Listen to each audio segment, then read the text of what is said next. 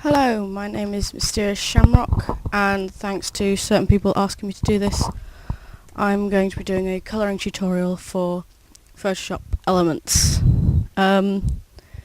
This is a line art that I already did on Flash, which basically because I cannot be bothered to draw an entire line art for this, as it's only a test, so I apologise for any problems that we have. This is my first time doing this. Okay, first off I'm going to open, this is for colouring Canada out of Axis Powers Hetalia. Okay, this is the colour chart that Ameriiko uses, which he uploaded on the blog a while back. I forget how long ago it was. So yeah, as you can see, eyedropper there. This is Photoshop Elements 5.0, I do believe. Then transfer over to the other screen. It's important here, this is an important bit, I didn't realise this for a while. Make sure you click pencil up here. And that is the wrong kind of pencil anyway. It's important because otherwise you will not be able to use the fill bucket tool. Other thing that's helpful, make sure you create layers. I don't normally do this, but because we're doing this, I'm gonna label these. So this is another thing that if you're using, I'm not sure about other Photoshop products, I'll be honest with this right now, because I've been using Elements like I said. Make sure when you're erasing that you know whether you're in pencil mode, brush mode or block mode. I'm going to stay in pencil mode for now. But when we're using the brushes later, I'm going to change the rubber, because that way we won't get blocky edges when I rub out. One other thing that people mentioned is line art, getting your line art to meet smooth.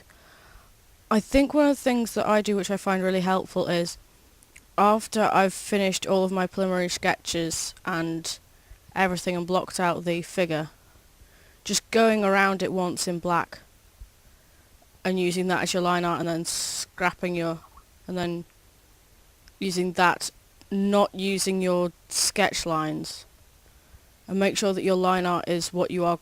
Make sure you only do your line art when you're completely done with your sketches and you're confident with it. So there we go, there's his hair. For skin tone, I downloaded this. There may be different ones that people prefer to use, but I'm going to stick with this one that I've been using for a while, for now. I know it looks dark now, but don't panic. That's one of the main things that I find puts people off colouring with this method, is that it doesn't necessarily look right when you first start with it. So people assume that they've gone wrong somewhere and give up. Which is not right at all. Usually it'll be fine. Flat colouring is not the be all and end all once you've got the flat colours down. Once you've added highlights and stuff, it does not look as bad at all. If you're planning on just doing a flat colour though, then I would maybe advise using a pinker shade and using your own judgment. But if you're doing it for an actual artwork like this is, then it's just don't panic, just go with it. That's one of the good things about doing art digitally. If it goes wrong, you can always delete it. Of course, that leads to a whole plethora of other problems, generally along the lines of, oh shit, I've done this on the wrong layer, but still. Okay, I know he looks really, really, really tan there. But just trust me, alright? Believe it or not, I do have some idea of what I'm doing. I don't know if I'm going through this too fast, maybe. But still, I think everyone pretty much knows how to colour in. I'll admit, if I do line art in Photoshop, I tend to do it with a brush as well, not a pencil. Because I prefer the effect that a brush can give me with the slightly softer line. Okay, now smudging I'm just going to smudge the edges of these eyes because you can actually see that edge. So just going to blur it a little. Okay, I'm going to show a trick that I personally use for eyes.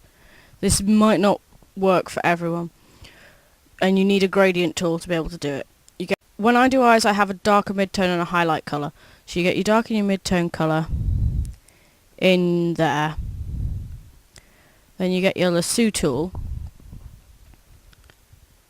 And I'm going to do this one eye at a time. If you've done your eyes properly and they're on this, if you've done your figure really straight and it's completely perfectly on the same level, then you can maybe try doing both eyes at once.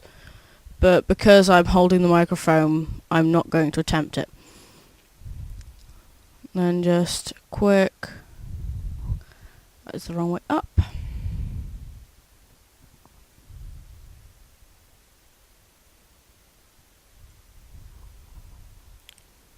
And then I will add highlights to those, highlights and a pupil to those eyes when we make the next layer. I have screwed that lasso up wildly. There we go. Right. And then just tap that. That's something that always slightly annoys me about Photoshop Elements, that you have to do that, because otherwise it won't realise that you're done. You'd think that clicking outside would let it know that you were done, but nope, that's not how this program works. Okay, I'm now going to do his clothes. We have two options for this. We can either go for the palette method, but because I know the colours of some of these, I'm going to mix them. Okay, screw it peoples, I'm mixing my own because stuff is being dicks. I'm going to mix from this. This is just me because I don't trust myself with... I do not trust myself to get colours correct without some form of a base, so this is one of the reasons why I'm doing this, because I know I'm not the only one who has that issue. Well, that went well. Yeah. Lesson here, peoples. Make sure that your lines are completely and 100% not got holes in. It's not particularly being a problem with this one because the lines are fairly straightforward, but I have had problems on other things that I've done. Oh, this is another trick that works with this one, which is if you've got something like this, you've got two colour swatches, just use ones on either line, either side, and select them, and then you can just flip between the two. Because we all make mistakes, and I haven't done which I... Actually, considering that these colours that I'm working with are getting considerably lighter, I'm just going to do something that's going to make my life easier. Which I probably should have done before, which is I'm just going to take this, pick a colour that I'm not particularly using in this picture, and then just fill it so that I can clean up later. One thing you've got to make sure is this is on a separate layer. Yeah, I tend to put a blue tint on white shirts. That may be just me. I tend to try to avoid using pure white if I can. Right, that is a flat colour. So, yeah. Depending on how you're going to colour the rest of it, you can either lock that layer off or not. I am not, because I want to use my burn tool. I am going to lock off the line art, however, because I should have done that a while ago. I'm going to make a new layer now, called Shadows. Now this is where I like him to use colour swatches, because he's actually given me the colour that the hair is underneath. Here you need to use a brush. Impressionist tool, and I don't know what that tool does exactly. I've never been able to make it work. Impressionist tool is useful if you can't be bothered with a background. It basically means that you can make photos look like paintings. Okay, these are my brushes. I do not have a vast amount of brushes that are particularly special, because I can pretty much make do with these, to be honest. One of the reasons that I'm doing this on a separate layer is for some reason colour will sometimes, if I do it on this layer, it has a tendency to not go the colour that I asked for. I don't know why. Oh yeah, I have it set on opacity. Set so that the opacity will go. This is where I'm using my tablet's pressure a lot to make this effect. So yeah, I need to decide what is light source. Let's have it from the top left, so coming in from about here, from the top. Sorry, that's something I should have decided before I started doing my shadows, really. I'm using the wrong brush. That's why this brush was being... Oh, there we go. That's the brush I wanted. There's the brush I wanted. Stop being stupid, brush and shrink. Yeah, this one basically, the blur effect that I did before, it gives me that blur effect without me having to go back and re-blur it all. I have done that before when I've needed to do different brush effects. I've gone back and re-blurred it all. And sometimes you do have to just go back and give it a quick tweak anyway. But it saves time overall if you use a softer brush. I will say now, before I get people mentioning it, I tend to draw... When I drew Canada, I was using the Anime Studio Dean model as a reference for the hair. And the early Himariya stuff. Not some of the later stuff, because I know he looks a bit like his brother here. Considering making a separate layer for skin shadows. Sometimes if the shadows are too complicated, then I will make a separate layer for them. Don't you love it when you look at your line art and then suddenly go, wait, hang on a sec, I forgot his eyebrows. Well, I'm not going to add them now. I always forget eyebrows if it's not someone who's, you know, famous for having really big ones. And finally the eyes, my light tone. Just gonna shrink that down. Oh, wrong keyboard. The light isn't the best in here.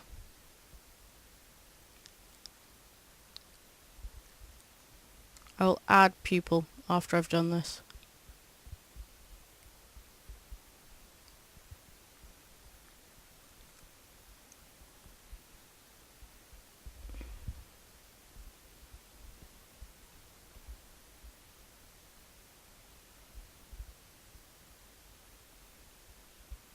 There we go, some eyes. Wait, no, I'm doing this wrong. Right, if you go into brush mode, and then make sure you select the brush that you've already got selected. That way it ought to erase with the same effect as the brush that you're using, which saves time for all. Now I'm going to do clothes. This is where this comes in, the very important burn and dodge tools. But they are very big right now, so I'm going to shrink them down. I think most versions of Photoshop come with burn and dodge, because I remember learning them on an old version that we had at school as well. Burn and dodge are not infallible. As you can see here, where I'm using them on the shirt, they don't work very well. I have a worrying feeling that these shades are actually going to be too light. But I'm still going to burn and dodge them anyway, and then I'll add shadows later. One of the things you've got to be careful of with burn and dodge is be aware of what you've gone over before, though. Because as you can see, it basically with burn and dodge, it layers up what you've done.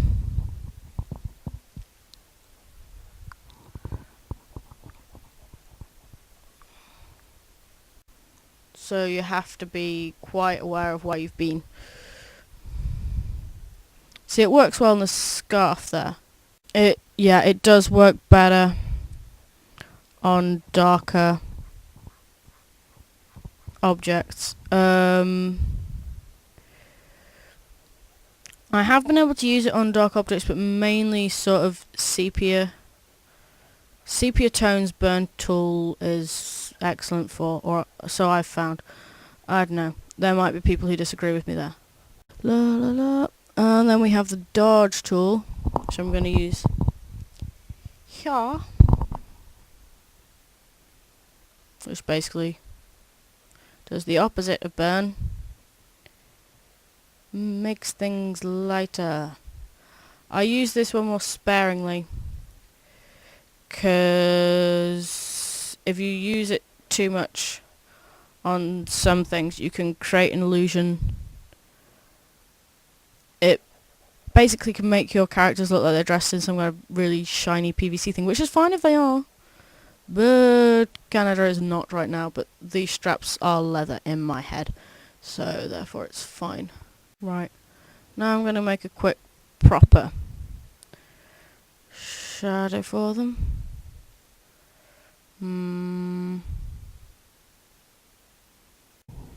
Look at Canada, all happy, and now we're going to remove special eraser. Gets rid of everything in that colour. Now, not that he doesn't look lovely on a chessboard, but I'm going to show you a quick way of... Just going to lock these layers so I don't have an accident.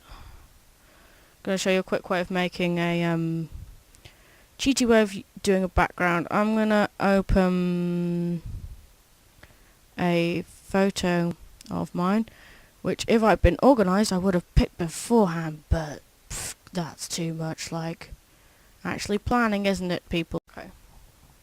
I'm gonna shrink it down.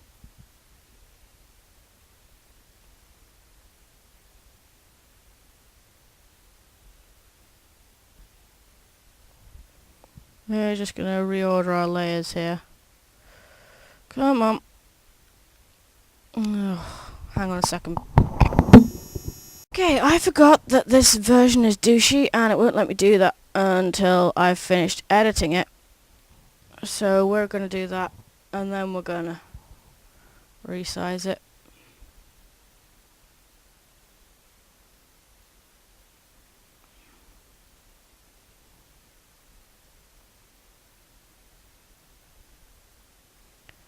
There we go, that is, I think, Hampton Court, but blah. Right, okay, so we've got him in front of... You can clearly see, though, that he is not really there. He is... You can clearly see, though, that that is obviously something that I've stolen from somewhere. So what we're going to do is, there's a variety of methods you can do this. First, I'm going to show you the Impressionist brush tool, which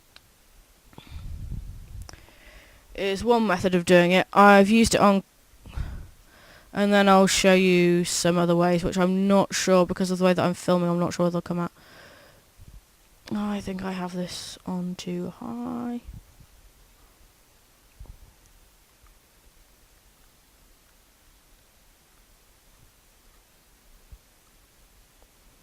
Okay, this is the Impressionist brush tool, and it basically just blurs stuff in a blobby way.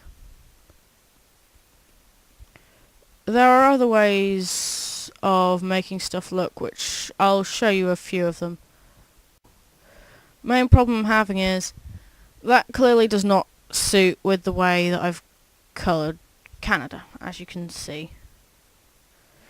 So we are just going to blah, blah, blah, hopefully be able to undo the okay, I'm now going to show you the... I'm not sure whether this will film, because I'm recording the window, not the screen.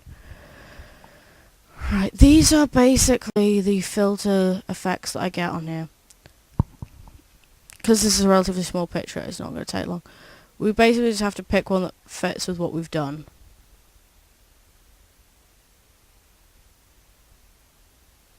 As you can see, there's a variety of different effects I can go with. There's also these.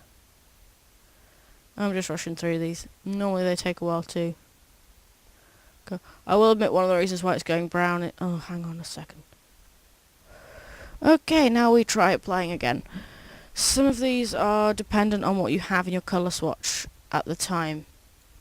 So for example, the diffuse glow is now white, not brown like it was before. Neon glow is blue. Neon glow you can change the colour effect of.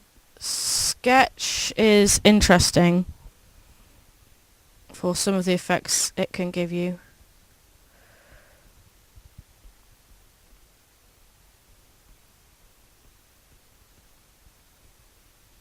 Okay, I think for what I'm doing with Canada, I'm going to go with poster edges.